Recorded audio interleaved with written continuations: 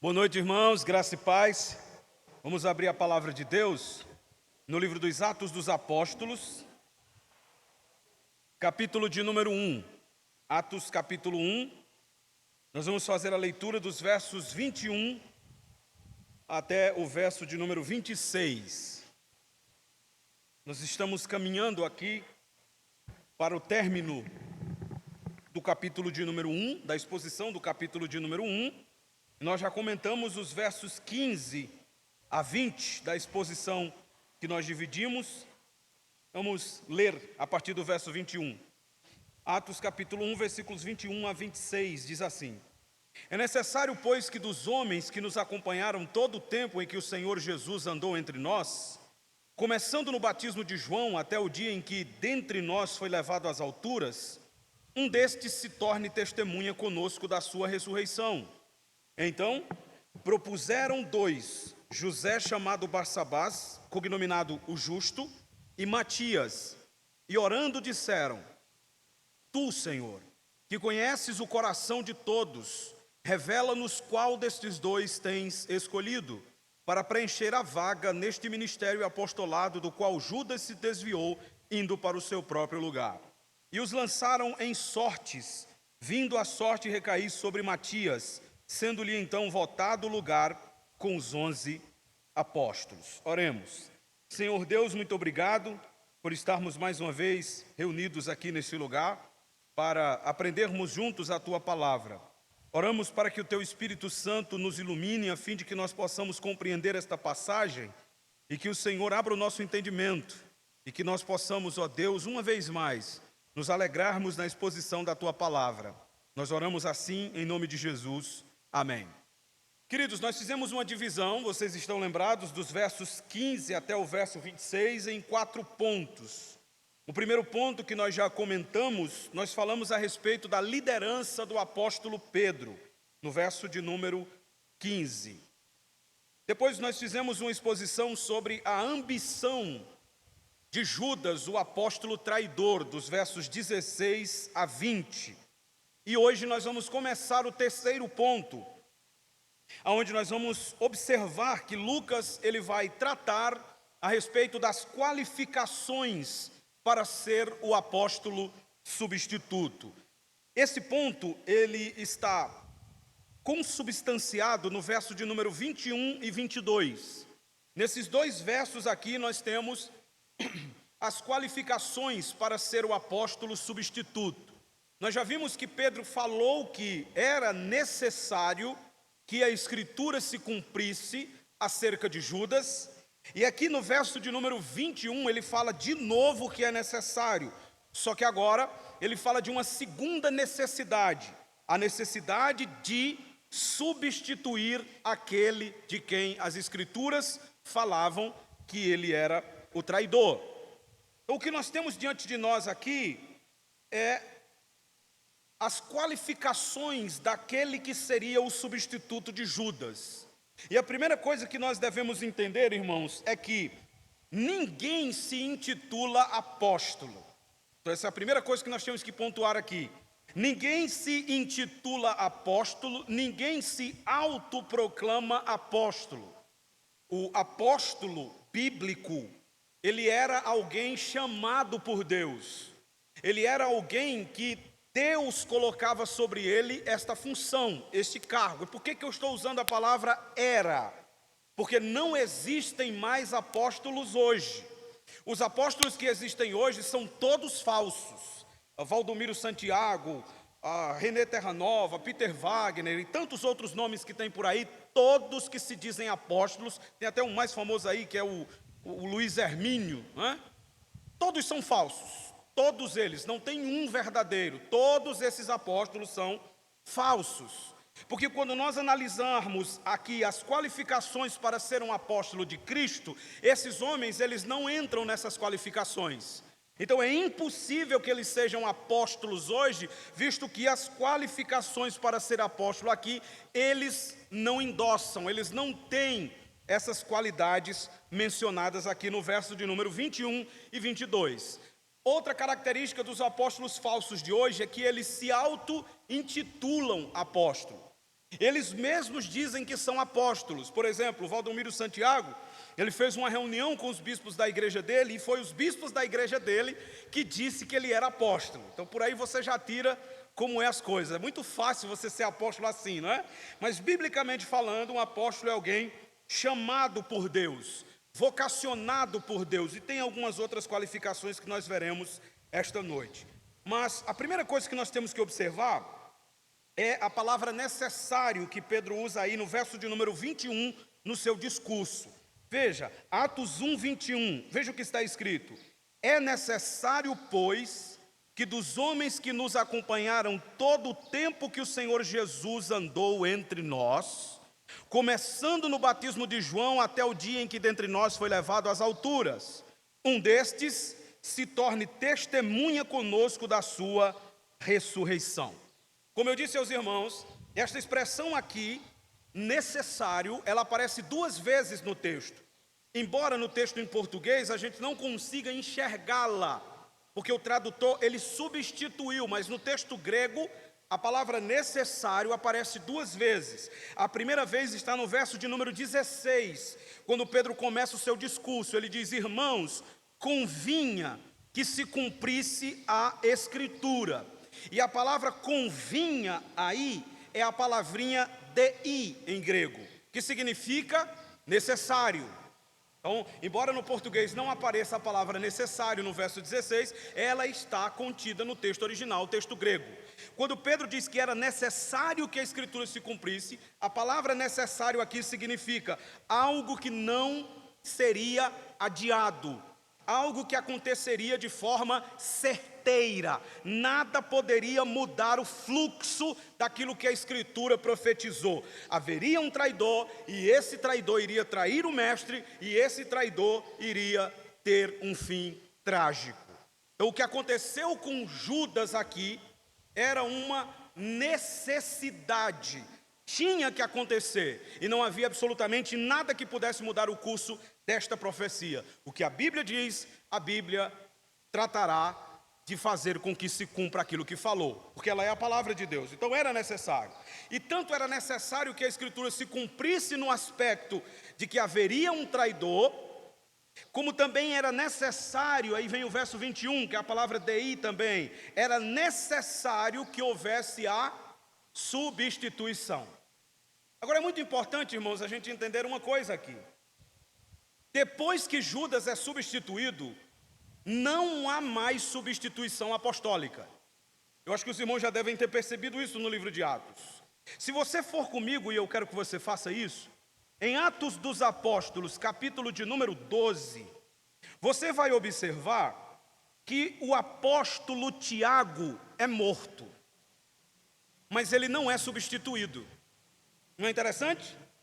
Judas se desviou, Judas traiu o mestre, Judas morreu, foi substituído. Tiago morre mais para frente e não é substituído. Não há mais sucessão apostólica, não há mais necessidade de manter o número 12. O número 12 já foi completo com Matias. Veja, Atos 12, olha o que está escrito no verso 2. Fazendo passar a fio de espada a Tiago, irmão de João. Esse Tiago aqui, o próprio texto de Atos 12, verso 2 deixa claro, não é o Tiago que vai aparecer no capítulo 15 de Atos. Há um Tiago que aparece no capítulo 15 de Atos, mas o Tiago do capítulo 15 não é, obviamente, esse do capítulo 12, porque esse morreu. Quem é o Tiago do capítulo 15? O meio-irmão de Jesus e escritor da carta de Tiago. Esse aqui morreu.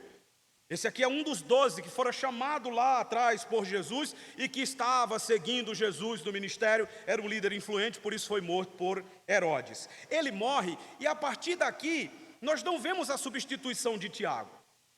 Por quê? Porque depois que o número 12 foi completo com Matias, não há mais necessidade de sair substituindo os apóstolos. O número 12 já estava fechado e fechou-se ali em Atos capítulo 1, quando o Espírito é derramado sobre a igreja em Atos capítulo de número 2, não há mais necessidade de fazer sucessão apostólica ou substituir os apóstolos que forem morrendo. E é aqui que nós devemos entender uma coisa: conforme o tempo vai passando na história, esses apóstolos, eles vão constituindo sobre a igreja não novos apóstolos, eles vão constituindo sobre a igreja presbíteros. É muito importante os irmãos entenderem isso aqui, porque hoje as pessoas estão se intitulando apóstolo e hoje a igreja brasileira está cheia de apóstolos. Mas pensem comigo, se fosse para a igreja brasileira estar cheia de apóstolos, ou se fosse para ter apóstolo hoje, então desde Atos deveria-se estar fazendo essa sucessão apostólica. E não é isso que acontece. O que nós vemos na Bíblia, o que nós vemos na palavra de Deus é que os apóstolos vão morrendo e com eles vai se encerrando o ministério apostólico. O ministério apostólico não é para hoje, o ministério apostólico foi para aquele tempo. Amém, irmãos? Depois é os presbíteros que vão ser constituídos. E o que é presbítero? A palavra presbítero, do grego presbuteros, significa aquele que lidera, um supervisor, ou numa palavra mais moderna, um pastor. Então, depois que os apóstolos vão morrendo, esses apóstolos vão constituindo sobre a igreja do Senhor presbíteros, pastores, que vão instruir a igreja na doutrina dos apóstolos. Vocês entenderam agora? Existem apóstolos hoje? Não. Como nós podemos ouvir os apóstolos então, já que não existe apóstolos hoje? Como é que a gente pode ouvir os ensinos dos apóstolos? A Bíblia Sagrada.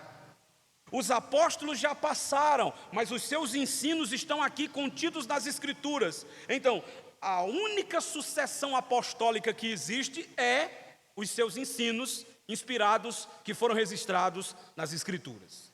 É por isso que Atos capítulo 2, o texto conhecido, né? Versículo 42 diz: e perseveravam na doutrina dos apóstolos. O que nós estamos fazendo aqui hoje? Nós estamos estudando a palavra de Deus, que tem nela a doutrina dos apóstolos. Se já tem a doutrina dos apóstolos na Bíblia, a gente precisa de apóstolo hoje? Não. E curiosamente, os apóstolos de hoje não ensinam a doutrina dos apóstolos.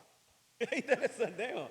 O que eles ensinam não tem nada a ver com o que os apóstolos ensinaram. É um outro evangelho. Veja, Atos capítulo de número 20. Vamos ver isso aqui para os irmãos marcarem. Vamos ver o que é que os apóstolos faziam. Eles delegavam, eles instituíam presbíteros na igreja, pastores na igreja. E esses pastores, esses presbíteros, eles deveriam instruir a igreja conforme os ensinamentos dos apóstolos. Vejam Atos capítulo 20, veja o que Paulo diz, versículo 28.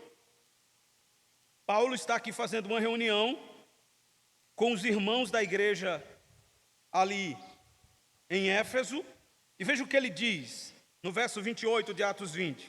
Atendei por vós e por todo o rebanho, sobre o qual o Espírito Santo vos constituiu bispos. Que a palavra bispo aqui, episcopos, tem o mesmo significado da palavra presbítero, tem o mesmo significado da palavra pastor. É aquele que supervisiona, é aquele que alimenta o rebanho com a palavra, é aquele que pastoreia. Então é a mesma coisa.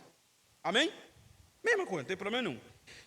Um significado da palavra bispo aqui também poderia ser ancião. São termos correlatos, são termos sinônimos, intercambiáveis. Veja o que diz mais. E a prova que bispo aqui é pastor, é porque o texto se autoexplica. Veja, eu vou ler de novo. Atendei por vós e por todo o rebanho sobre o qual o Espírito vos constituiu bispos. Para quê? Para quê? Para pastoreardes a igreja de Deus que ele comprou com o seu próprio sangue. Então bispo é o quê? Pastor. Agora o bispo de hoje é pastor? Não, o bispo de hoje eles já inventaram uma coisa nova. O bispo de Macedo, por exemplo, ele é o manda-chuva. Então é um outro entendimento de bispo, não é o entendimento aqui da igreja. O entendimento bíblico de bispos é um pastor, simples assim, alguém que alimenta o rebanho, alguém que cuida do rebanho, alguém que supervisiona o rebanho e alguém que afugenta os lobos. É um outro trabalho de um pastor, sabiam disso, irmão? O trabalho do pastor não é só cuidar das ovelhas, a igreja dando alimento espiritual, pregando a palavra, é também proteger a igreja dos lobos. E o que são os lobos? Os falsos profetas, os falsos ensinos, o falso evangelho. Então, o trabalho do pastor visa tanto alimentar o rebanho com a palavra, como também afugentar os lobos vorazes que tentam destruir o rebanho do Senhor. Veja o versículo 29, Paulo falando: eu sei que depois da minha partida, entre vós penetrarão lobos vorazes, que não pouparão o rebanho. Veja, irmãos, Paulo diz, eles vão penetrar, e a palavra grega aqui é entrar sorrateiramente, que nem cobra.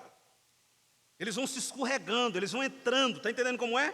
O falso ensino, ele não chega logo de cara, ele vai se escorregando, ele vai entrando, penetrando devagar. E tem um outro problema, porque existe o ataque de fora para dentro, mas existe o ataque de dentro para dentro.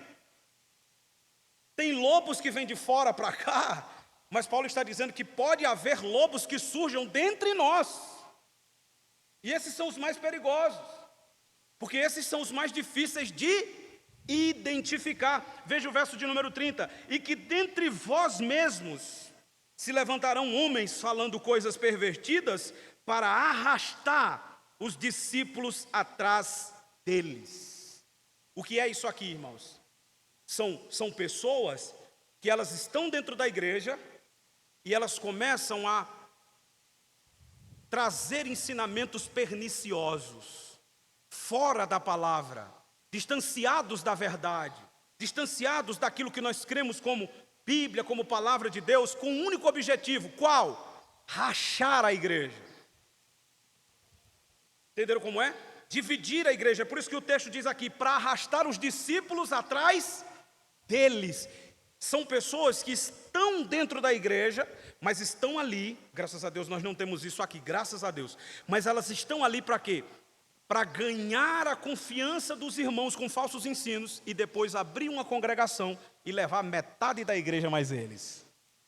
Acontece ou não acontece isso por aí afora? Acontece. Por que não aconteceu aqui ainda? Porque aqui nós ainda temos o cuidado de afugentar o lobo com a palavra. Quando tenta levantar qualquer coisa, a gente vai lá e traz o ensino da palavra.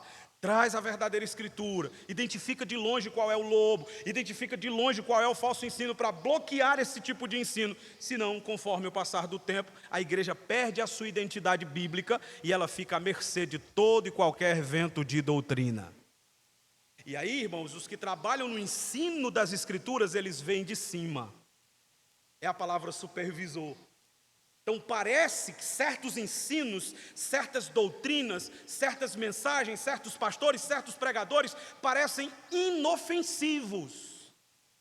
Mas nós, que estamos aqui olhando mais de cima, a gente consegue identificar que aquele ensino ele é pernicioso e ele pode causar uma divisão na igreja. Aí a gente terá dentro da igreja várias cabeças divididas e uma casa dividida não subsistirá. Então esse é o trabalho de um pastor. Esse é o trabalho de um bispo, de um supervisor, daquele que pastoreia a igreja, apacenta a igreja. Por isso que o púlpito da igreja não pode deixar de ensinar a verdade, de pregar a palavra, e não pode haver desatenção quanto ao ensino, porque senão a igreja ela é infestada, invadida por lobos vorazes. Deixa eu lhes fazer uma pergunta. Se um pastor sair à noite e deixar o rebanho sozinho, o que é que acontece com o rebanho pela manhã? Né? Acabou, se os lobos vão lá, não tem pastor.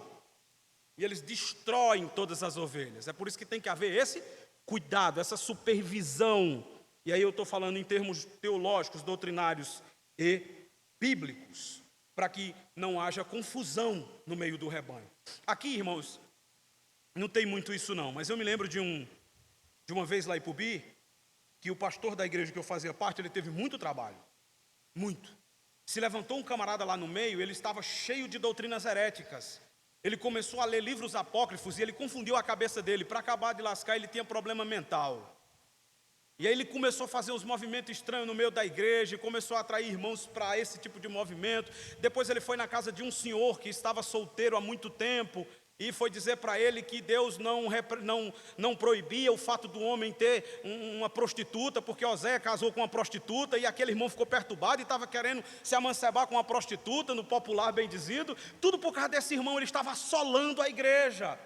E eu me lembro que o pastor, na época, lá o pastor se levantou com muita autoridade, pregando as escrituras, expondo a Bíblia Sagrada, e esse camarada, ele foi literalmente expulso da igreja, não pela própria igreja, mas ele mesmo decidiu sumir. E hoje ele vive que nem um doido no meio da rua, gritando, maluco, perturbado do juízo, mas ele causou um sério problema na igreja. Muitos irmãos ficaram confusos.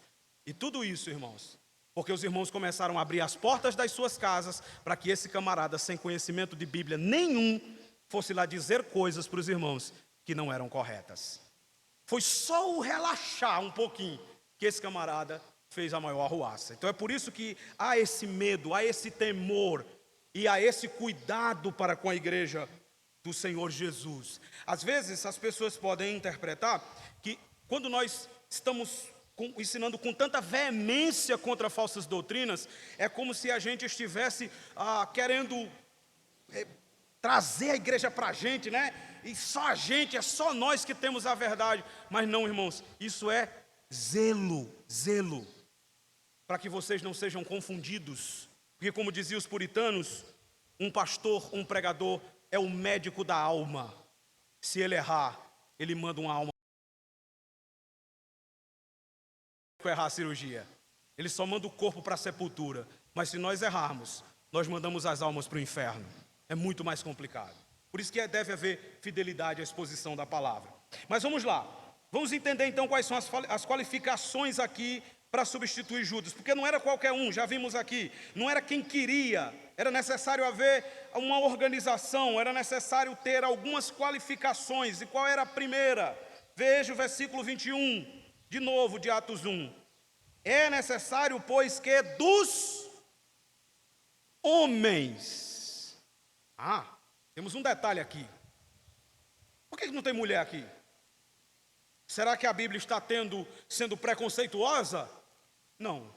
Ela está mantendo o padrão bíblico de liderança masculina. Não existe apostoliza e nem pastora.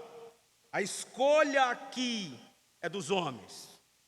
Haviam muitas mulheres que seguiam a Jesus, sim ou não, irmãos? Sim, veja Atos 1, versículo 14. Todos estes perseveravam unânimes em oração com as mulheres, com Maria, mãe de Jesus, e com os irmãos dele. Haviam muitas mulheres, mas na hora de chamar para o ministério, não foi com as mulheres, foi com os homens. Então, nós estamos vendo aqui que o modelo bíblico de liderança, no modelo bíblico de liderança, nem existe apostoliza, nem existe pastora. Era necessário, pois, que dos homens. A responsabilidade foi dada aos homens. Eram os homens que deveriam assumir este papel de liderança na igreja, de ensino na igreja, de exortação. Agora veja, tinha que ser homem, primeira qualificação, não é? Tinha que ser homem. Segunda qualificação, que nos acompanharam todo o tempo que o Senhor Jesus andou entre nós. Não era só necessário ser homem, mas era necessário ter acompanhado durante todo o tempo que Jesus esteve ali. Isso é interessante. O candidato para ser substituto de Judas, ele tinha que ser alguém que andou com Jesus. Entenderam, irmãos? Ele tinha que ser alguém que aprendeu com Jesus, porque o que é a doutrina dos apóstolos? A doutrina dos apóstolos é o ensino de Jesus sistematizado. Nunca esqueça disso. A doutrina dos apóstolos não é o que eles acharam que tinham que ensinar. A doutrina dos apóstolos é o ensino de Jesus sistematizado. Foi o que Jesus ensinou, e os apóstolos sistematizaram aquilo que o meigo mestre havia ensinado. Eles escreveram os ensinos de Jesus, eles pregaram sobre Jesus, e isso só era possível porque eles estavam durante todo o tempo andando com Jesus, aprendendo com Jesus. Está pegando a qualificação? Homem deveria ter acompanhado Jesus durante o tempo do seu ministério terreno, e veja, verso 22, começando no batismo de João até o dia em que dentre nós foi levado às alturas. Aqui tem uma característica que é muito interessante. Não era só homem, só ser homem, né?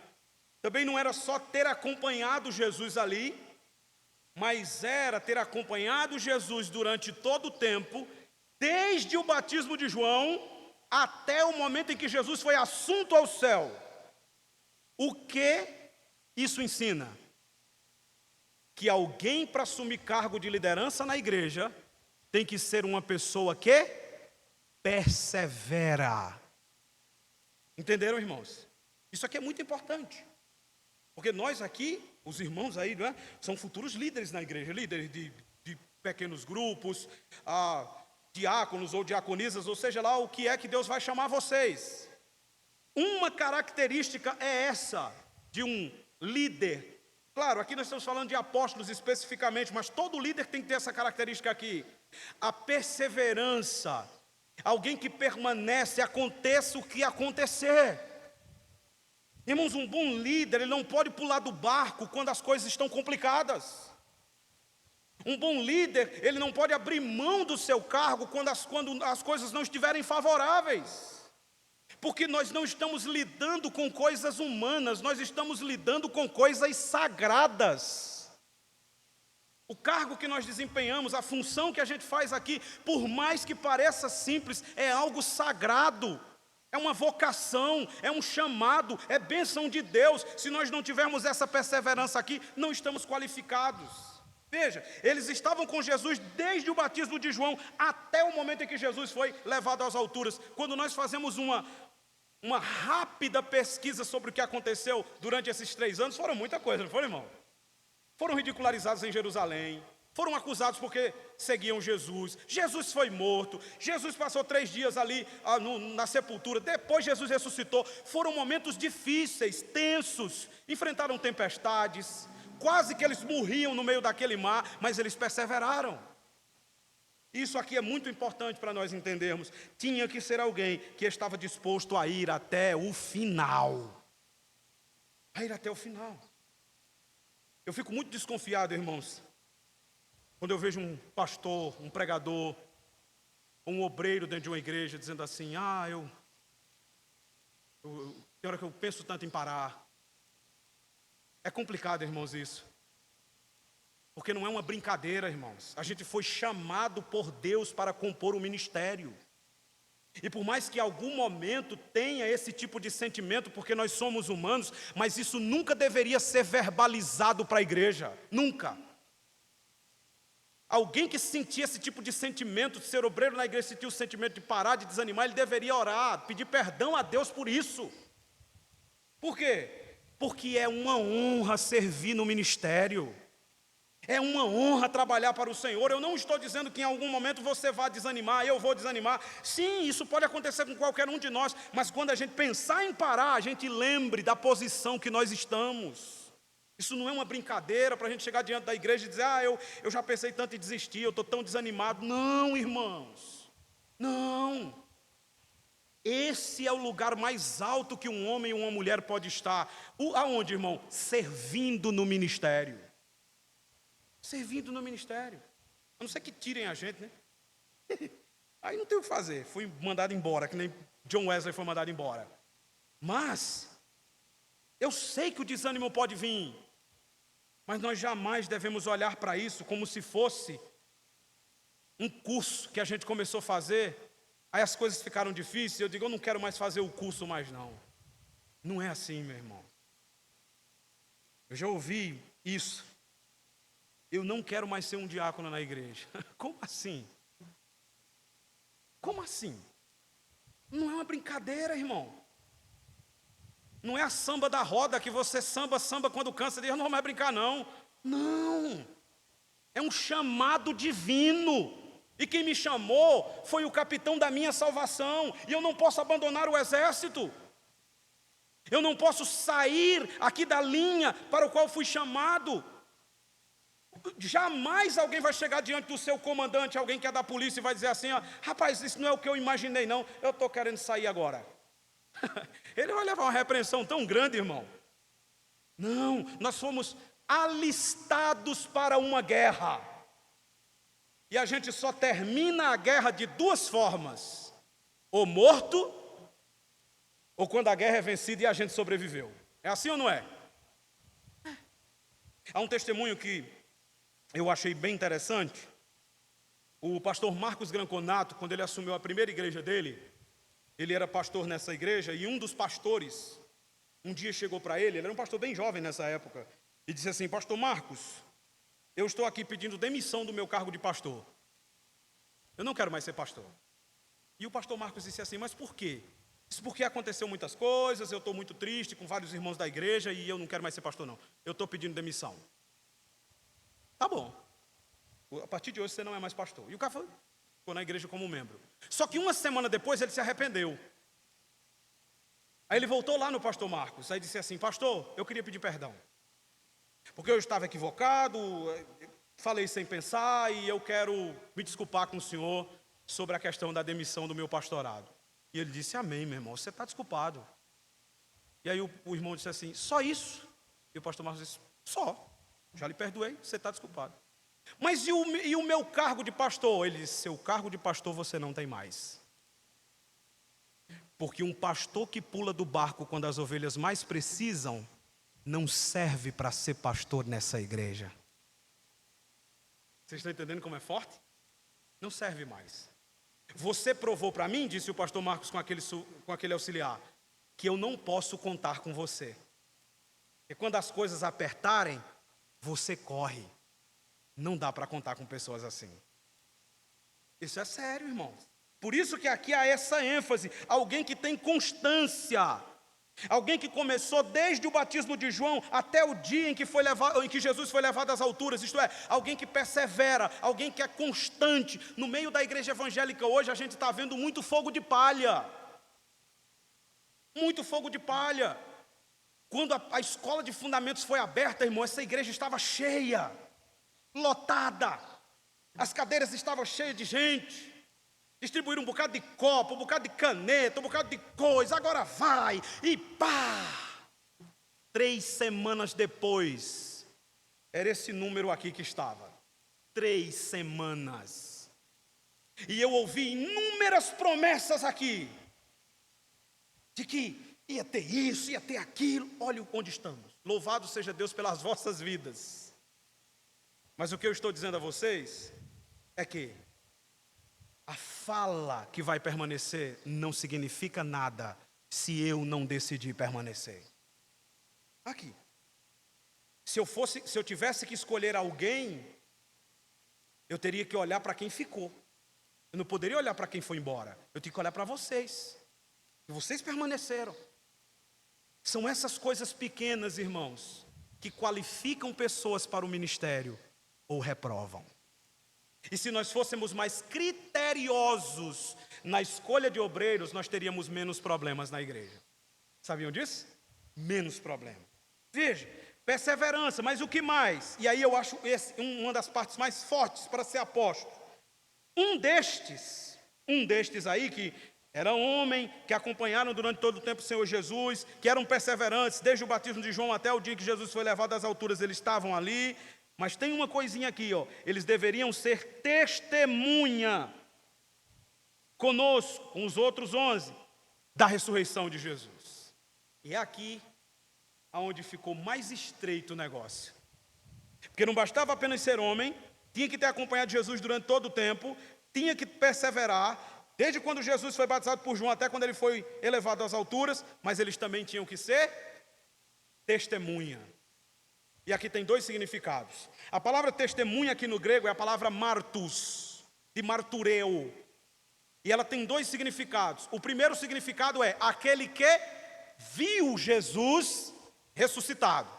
Essa parte é mais fácil, né, irmãos? Sim ou não?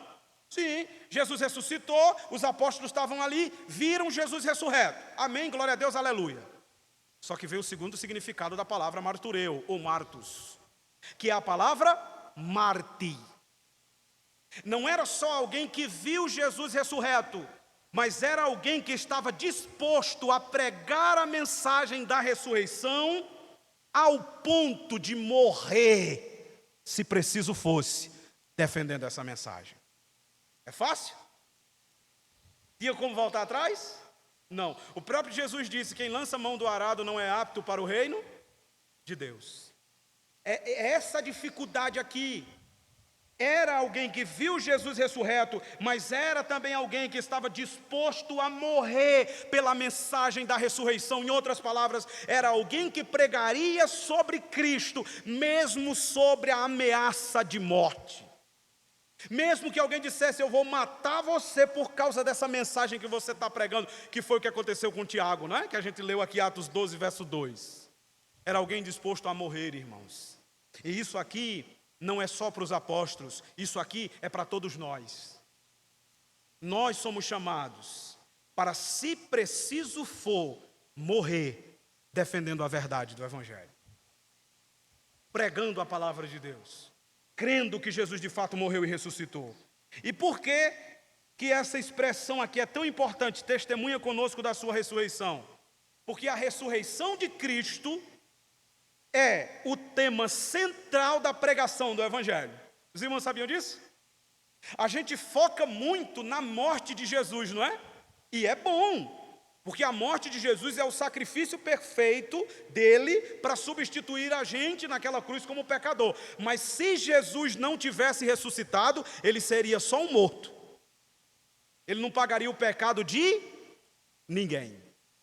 É por isso que a mensagem ela é completa. O Evangelho não é só a morte de Cristo. O Evangelho é a morte e a ressurreição de Cristo. Se você pregar sobre a morte, por favor, não termine sem falar da ressurreição. Veja o que é o conteúdo do Evangelho. Olha comigo, 1 Coríntios capítulo 15. Vocês conhecem o texto? 1 Coríntios capítulo 15. Veja, o conteúdo do Evangelho. O que é o Evangelho? Paulo explica aqui de uma maneira bem simples, resumidamente. Ele diz, 1 Coríntios 15, versículo 3 e 4. Antes de tudo vos entreguei o que também recebi, que Cristo morreu pelos nossos pecados, segundo o quê? As Escrituras, não era segundo o que eu penso, o que eu acho, era segundo as Escrituras. Verso 4, e que foi sepultado e ressuscitou ao terceiro dia, segundo as Escrituras. Esse é o Evangelho, morte e ressurreição. A ressurreição de Cristo também, além de ser a base, o conteúdo do Evangelho, a ressurreição também era a prova irrefutável para Israel que Jesus é o Messias. Então olha quantas coisas a gente está aprendendo hoje, né? A ressurreição, além de ser a base da mensagem do Evangelho, ela era também a prova irrefutável para os judeus que Jesus ressuscitou. Irmão, se tem uma coisa que perturba o judeu hoje é isso. Porque eles tentam provar que Jesus está morto. Porque se Jesus ressuscitou, ele é o Messias. Veja o que Pedro diz no seu sermão, que nós vamos chegar lá ainda, em Atos 2, 36. Olha aí comigo. Atos 2, 36, a prova de que a ressurreição de Cristo era justamente o que comprovava que ele era o Messias prometido a Israel. Atos 2, 36. Pedro está pregando, e claro, ele falou da morte, e agora ele vai falar da ressurreição. E olha o que ele diz no 36. Esteja absolutamente certa, pois, toda a casa de Israel, de que este Jesus, que vós crucificastes, aqui é a morte, né? Ele parou aqui? Parou? Ele diz, Deus o fez Senhor e Cristo. Para Deus fazer ele Senhor e Cristo, ele teria que ressuscitar. Que foi o que Pedro disse anteriormente, no verso 32, ó. A este Jesus, Deus ressuscitou, do que todos nós somos testemunhas. É a prova que Jesus é o Messias. Ele ressuscitou, e por causa da sua ressurreição, Deus o fez Senhor e Cristo. O que é Cristo? Ungido, o Messias prometido a Israel. Então a mensagem da ressurreição de Cristo, irmãos, é a base da nossa fé. Veja de novo 1 Coríntios. Agora nós vamos dar uma lidinha mão um pouquinho mais longa. 1 Coríntios 15. Vejam o que Paulo diz dos versos 12 a 17. 1 Coríntios 15, dos versos 12 a 17. Olha o que Paulo fala. Deixa eu dar um tempinho para vocês abrirem. Ora, se é corrente pregar-se que Cristo ressuscitou dentre os mortos, como, pois, afirmam alguns dentre vós que não há ressurreição de mortos? E se não há ressurreição de mortos, então Cristo não ressuscitou. E se Cristo não ressuscitou, é vã a vossa pregação e vã a vossa fé. E somos tidos por falsas testemunhas de Deus, porque temos asseverado contra Deus que Ele ressuscitou a Cristo, ao qual Ele não ressuscitou, se é certo que os mortos não ressuscitam. Agora note isso aqui, porque se os mortos não ressuscitam, também Cristo não ressuscitou. E se Cristo não ressuscitou, é vã a vossa fé e ainda permaneceis nos vossos pecados. Isso aqui eu acho maravilhoso. Porque se Jesus só tivesse morrido, nós todos ainda estávamos debaixo do pecado. É o que Paulo está dizendo aqui. Se não houver ressurreição de Cristo, não há perdão de pecados. Se Cristo não ressuscitou, nós estamos todos no pecado e todos vamos para o inferno. Mas a boa notícia é que Ele morreu por causa dos nossos pecados e Ele ressuscitou para nos justificar de todo o pecado. E esse pensamento Paulo explica em Romanos 4. Veja agora, Romanos 4. Romanos capítulo 4. Versículo 24 e 25. É muito bonito, irmãos, como a Bíblia vai se auto-explicando, né? Capítulo 4 de Romanos, versículo 24 e 25. Veja a importância da ressurreição. Mas também, por nossa causa, posto que a nós igualmente nos será imputado, a saber, a nós que cremos naquele que ressuscitou dentre os mortos, a Jesus nosso Senhor. Grife o versículo 25 na sua Bíblia, grife ele, ó. O qual foi entregue por causa dos nossos pecados e ressuscitou, para quê? Para a nossa justificação. Sabe por que você é justificado? Pela fé em Cristo. Mas sabe por que essa justificação é real? Porque Ele ressuscitou. Se Jesus não ressuscita, não havia nenhum justificado aqui essa noite. Então, o conteúdo é completo. Nos cultos de Santa Ceia se enfatiza muito a morte, né? E se esquece de enfatizar a ressurreição. Vocês já perceberam? Fala-se muito da morte, o sangue derramado, o corpo que foi rasgado. E isso tudo é verdade. Mas nós não podemos terminar sem dizer que o corpo que foi rasgado e o sangue que foi derramado é de um Cristo que morreu, mas ao terceiro dia ressuscitou. Essa é a mensagem completa do Evangelho. E eu acho bonito uma descrição que Pedro faz em Atos 2. Os irmãos podem observar. Quando ele fala sobre o Cristo ressuscitando dos mortos, ele usa uma palavra, e Pedro era muito eloquente em suas pregações, e é bonito o que ele fala. Em Atos capítulo 2, versículo 23 e 24, veja o que ele diz. Atos 2, sempre que você sair de Atos, você bota o dedo aí ou alguma coisa para marcar, para a gente ir mais rápido. Veja, sendo este entregue pelo determinado desígnio e presciência de Deus, vós o matastes, crucificando por mão de iníquos, ao qual, porém, Deus ressuscitou, rompendo os grilhões da morte, porquanto não era possível que ele fosse retido por ela.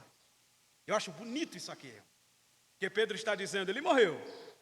Só que Deus o ressuscitou dentre os mortos. Por quê?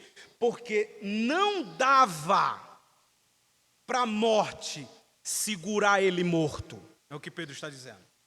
Deter aqui é segurar, amarrar, prender. Aí Pedro está dizendo, ele morreu. para que se cumprisse a Escritura, mas a morte não conseguiu detê-lo, a morte não conseguiu segurá-lo no túmulo, a morte não conseguiu mantê-lo ali morto. Por quê? Porque não há como matar e deixar morto o autor da vida. Pedro vai falar isso mais para frente, eu vou ler com os irmãos. Isso é muito bonito, irmãos, muito bonito. Não tinha como ele ficar ali, porque embora Pedro esteja dizendo aqui que eles o mataram por causa daquela ira que eles tinham de Jesus, a gente sabe que na realidade Jesus se entregou, porque se ele não quisesse morrer, ele não morreria. Por isso que ele diz em João capítulo 10, eu mesmo dou a minha vida. Então eles mataram alguém que se entregou para morrer. Veja o que Pedro diz, mais uma vez a poesia de Pedro, capítulo 3 de Atos, versículo 15. Pedro está pregando mais uma vez, a segunda pregação de Pedro, e olha o que ele diz. De sorte que vocês mataram o autor da vida, a quem Deus ressuscitou dentre os mortos, do que nós somos testemunhas. Não é bonito isso aqui? Sabe a pessoa que vocês mataram? Sim, Pedro. Pois é, vocês mataram o autor da vida. Ele decidiu entregar-se para a morte como homem, mas na realidade não tinha como vocês matarem ele, porque ele é o autor da vida. Ele é aquele que disse à família de Lázaro, eu sou a ressurreição e a vida, e aquele que crê em mim, ainda que esteja morto, viverá. Não dá para segurar no túmulo de Arimateia aquele que é o autor da vida. É o que Pedro está dizendo. Então, nós observamos claramente aqui, irmãos, que as qualificações para ser o apóstolo substituto eram qualificações que faziam com que muitos candidatos não ocupassem esse cargo. Vamos voltar para a gente pegar as qualificações e passar para terminar. Primeiro, verso 21 de Atos 1. Tinha que ser homem, não tem apóstolo nem pastora, né? Tinha que ser homem, a liderança Deus deu aos homens. Tinha que ser homem, tinha que ter acompanhado Jesus durante todo o tempo que Jesus andou entre eles, tinha que ter aprendido com Jesus, diretamente com Jesus.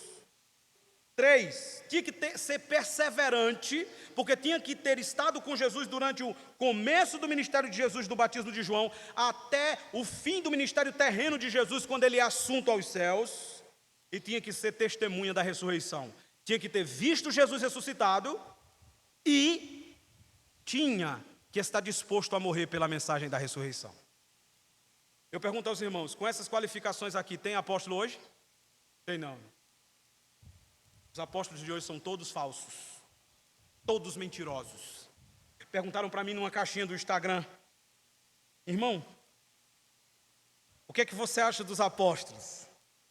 E eu disse, os apóstolos de hoje são feios, assustam as crianças e são como os dinossauros do Jurassic Park. Só existe na imaginação de quem não conhece teologia. Aí um bocado de apóstolo foi no meu direct me esculhambar. Mas essa é a verdade, irmão, não tem. É ficção, loucura, mania de grandeza. Não há apóstolos hoje. O que nós temos dos apóstolos hoje é suficiente. Nós temos a doutrina dos apóstolos registrada nas Escrituras, e isto é suficiente. Não queremos esses apóstolos. Como diz Augusto Nicodemos, apóstolo bom é apóstolo morto. Não vai matar os apóstolos não, é que os que já morreram é o bom, não presta mais nenhum. E aí, irmãos, eu sei que terá os 10 minutinhos de pergunta lá no final, mas certamente alguém deve estar pensando aí, mas irmão, e Paulo? Aí estava aí, né? E Paulo? Porque esses aqui têm essas qualificações, mas e Paulo? Uma coisa que nós precisamos entender é que Paulo é apóstolo, na mesma autoridade dos 12, só que Paulo não é apóstolo contado entre os 12. Isso é interessante.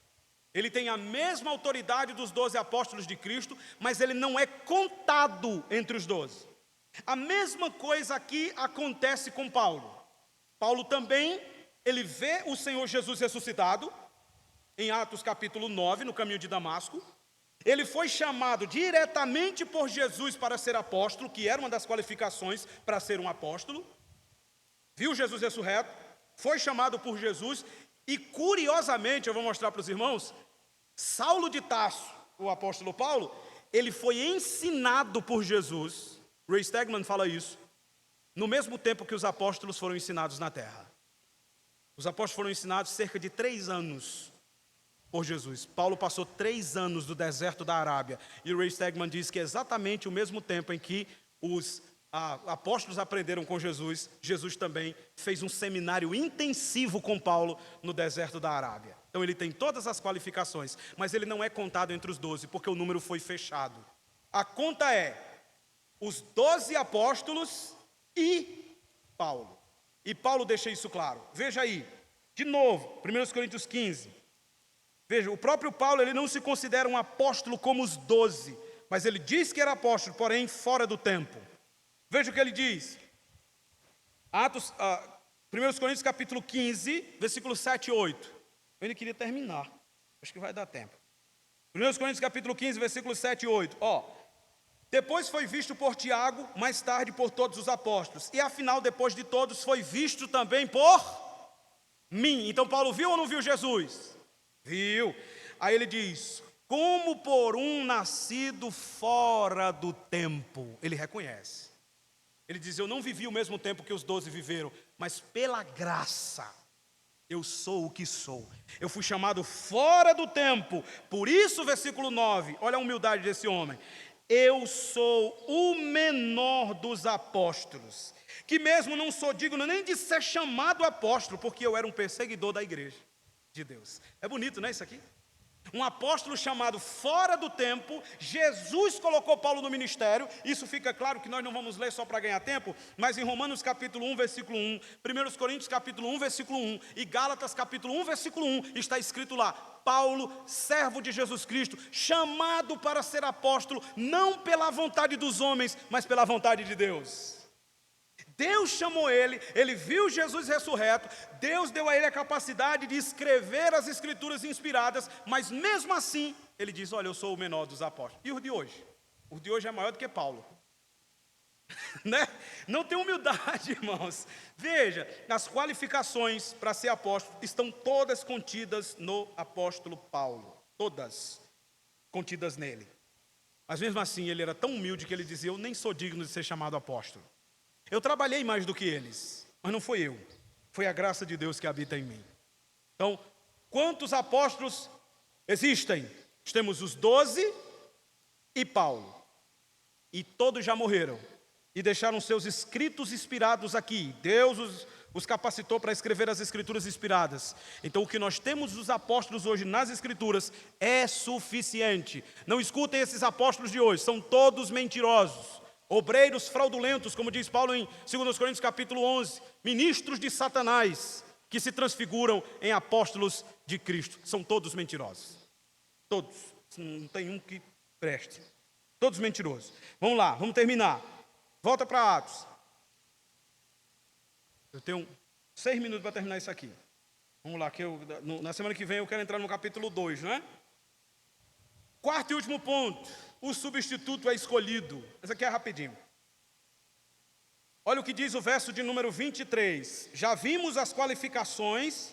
Aí diz o verso 23. Então, agora nós vamos ver o substituto escolhido. Propuseram 2. Notem o verbo. Propuseram. Quem propôs? Os 11? O que é que vocês acham? Vocês acham que foi os 11? Não. Os 120 irmãos mencionados lá atrás. Isso aqui é maravilhoso. Não é os líderes que convocam as pessoas para o ministério. É a igreja. É a igreja. É a igreja que tem que citar os nomes. Olha como é a sequência, os irmãos vão entender agora. Ó. A sequência funciona assim, ó. Os pastores da igreja veem a necessidade de líderes, a igreja aponta os nomes e Deus confirma os escolhidos. Pegaram a sequência? É assim. Mas como é que Deus vai confirmar os escolhidos? É algo místico, irmão? Vai cair alguma coisa do céu? Não. Deus confirma os escolhidos quando a gente pega a palavra de Deus, lê as qualificações para ser obreiro na casa do Senhor e aqueles nomes se enquadram. Aí é da vontade de Deus. Entenderam? Simples assim. Não há nada de místico aqui. Nós vamos ver aqui uma prática um pouco mística que aconteceu aqui, mas não acontece mais. Eu vou explicar por quê. Vamos lá. Propuseram 2. Olha o nome do primeiro, irmãos. José chamado Barsabás, do grego bar, filho, Shabat, sábado. Então é José, filho do sábado, que na realidade seria mais bem traduzido como José, filho do descanso. Esse era o significado do nome dele. Cognominado Justo. E Matias. Eu acho interessante isso aqui, irmãos, né? Porque o primeiro, Lucas dá um detalhe, não é assim? Vocês perceberam isso? O primeiro, Lucas traz inúmeras explicações. José, chamado filho do descanso, cognominado Justo. Aí quando fala de Matias, diz assim, e Matias? Parece um reserva, né? Parece assim, está chegando aqui hoje para jogar conosco, Cristiano Ronaldo. E o outro? É Marcos. Ninguém, né? Mas quem Deus escolheu? Matias. Lucas quer fazer isso aqui.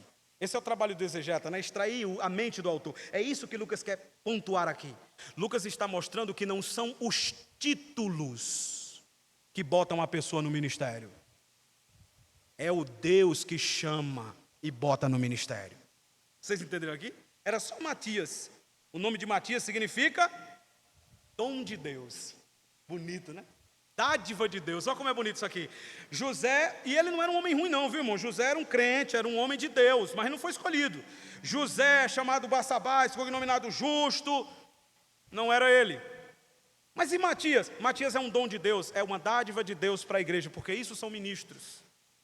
São presentes de Deus dados à igreja. Não para serem adulados, bajulados ou ovacionados, mas para ser respeitados e honrados, como Paulo ensina em suas cartas pastorais. E aí veja, e Matias? Flávio Joséfos, ele disse que Matias estava entre os 70 discípulos que foram enviados por Jesus em Lucas capítulo 10. Se for verdade essa informação, é muito interessante, porque de fato ele esteve com Jesus durante todo o período do seu ministério, e sabemos que ele esteve, porque essa era a qualificação para ser o substituto de Judas.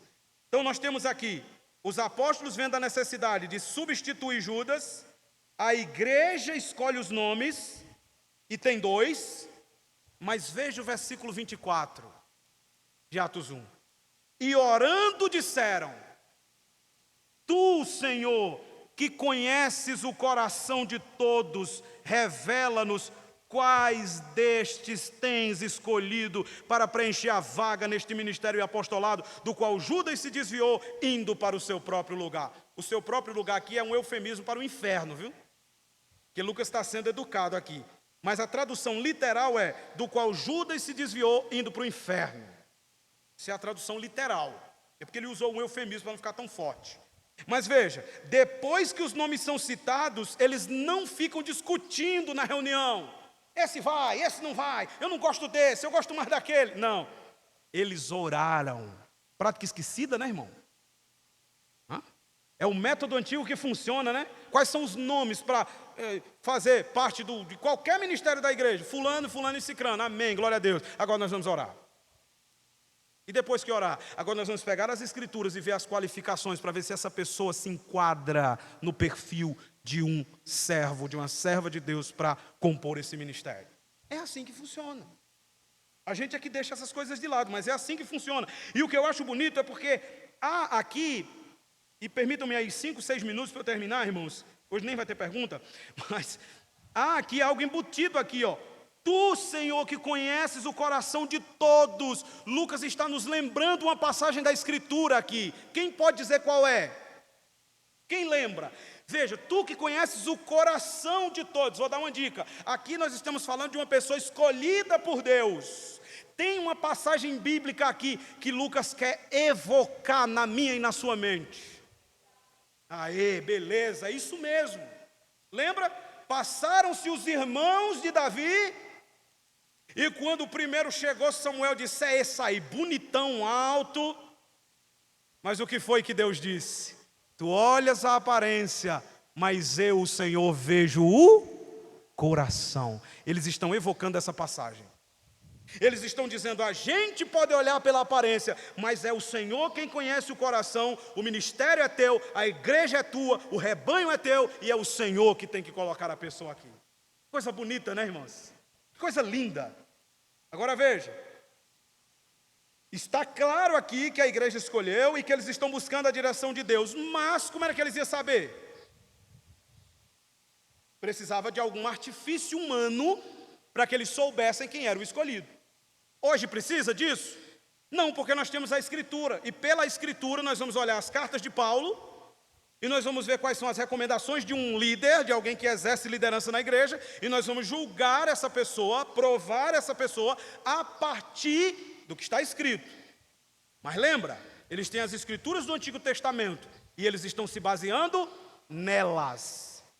E como era que o Antigo Testamento decidia uma escolha? Versículo 26, e lançaram em sortes. Já leram isso no Antigo Testamento?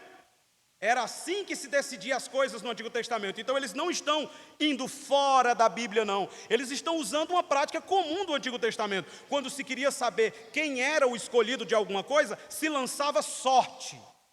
Uma passagem só, eu poderia citar 1000 aqui, mas uma só. Jonas, capítulo 1. Para descobrir que Jonas era o culpado, eles fizeram o quê? Lançaram sortes. Não dá tempo de ler aqui, por isso que eu estou só citando.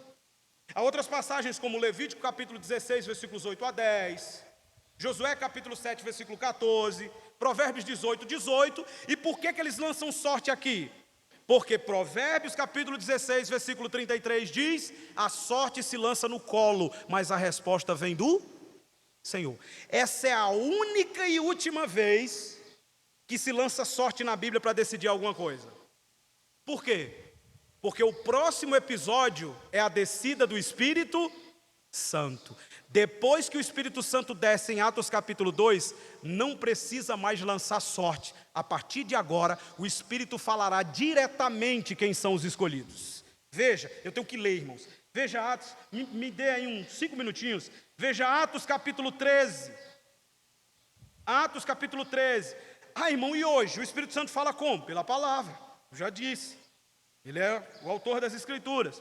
Olha, Atos 13, versículo 2. Aqui ninguém lançou sorte. Ó. E servindo eles ao Senhor e jejuando, disse o Espírito Santo: separai-me agora Barnabé e Saulo para a obra que eu os tenho chamado. Agora pronto, o Espírito Santo desceu, ninguém precisa mais lançar sorte. Entenderam, irmãos? Foi antes da descida do Espírito Santo, que eles ainda estão sobre a influência das práticas do Antigo Testamento, que eles lançam sorte. Depois que o Espírito Santo é derramado em Atos 2, não é mais necessário lançar sorte. Em outras palavras, depois que o Espírito Santo passou a morar em mim, eu não sou mais guiado pela sorte, eu sou guiado pelo Espírito de Deus. Coisa linda, né, irmãos? Agora, como era o lançar sorte? Eu ia trazer um negócio aqui para eu mostrar aos irmãos, mas vocês vão entender. O lançar sorte funcionava assim, são 2 nomes, né? José, chamado Barsabás, e Matias. Eles pegavam 2 pedrinhas e colocavam o nome dos escolhidos. Eles colocavam o nome de José, chamado Barsabás, numa pedra, e o outro era Matias. Aí eles colocavam dentro de uma vasilha, um copinho. Aí eles balançavam, até uma dessas pedras saltar.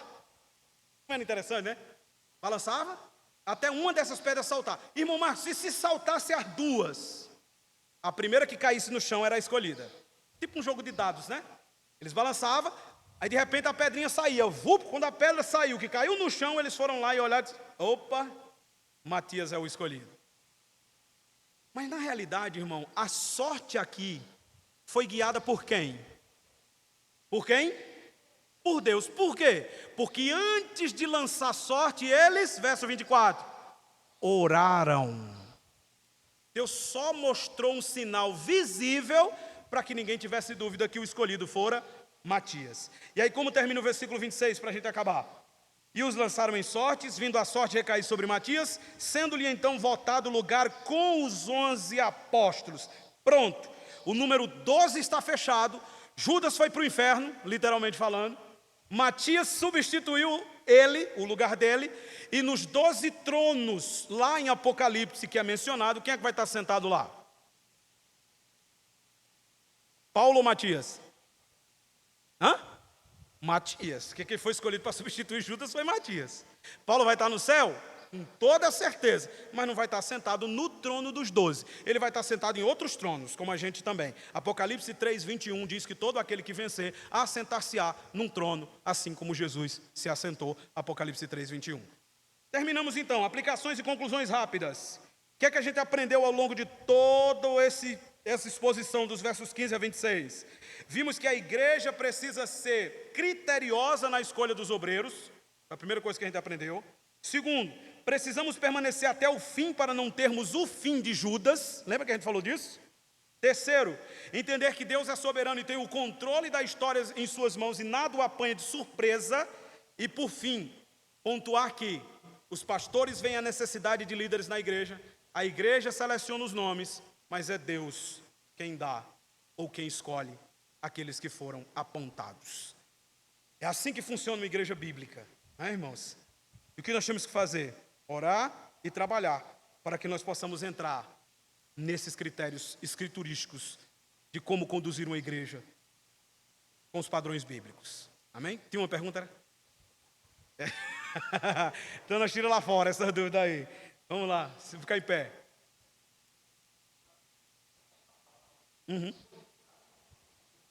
Ninguém sabe nem nada sobre ele.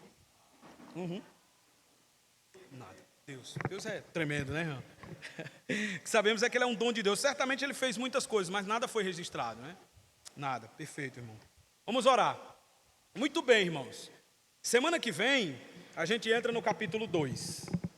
E o capítulo 2 vai demorar muito para nós terminar. Se o capítulo 1 já demorou desse tanto, no capítulo 2 nós vamos aprender muita coisa sobre a descida do Espírito Santo, sobre a manifestação bíblica do Espírito. Ok? Então, não falta não. Se der para vir, venha. A manifestação bíblica do Espírito. É muito importante a gente saber isso. O que acontece? Tem um louvor que diz isso, né? O que acontece quando o Espírito se manifesta? Nós vamos ver aqui em Atos capítulo 2 o que é que acontece. E nós vamos ver que o que aconteceu lá, em Atos capítulo 2, não, aí eu digo semana que vem.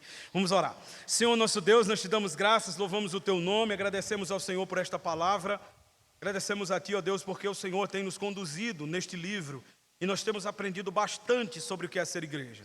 Quero pedir em nome de Jesus que o Senhor abra e continue nos iluminando através do Teu Espírito, abrindo o nosso entendimento, para que nós não venhamos desistir, para que nós terminemos, Senhor, juntos a exposição desse livro, aprendendo a Tua palavra.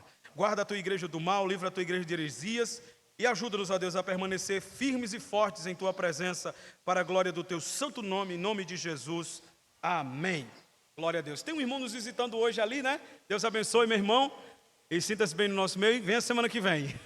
Amanhã, queridos, tem culto da família e nós estamos aqui em outra série. E eu estou aqui de novo.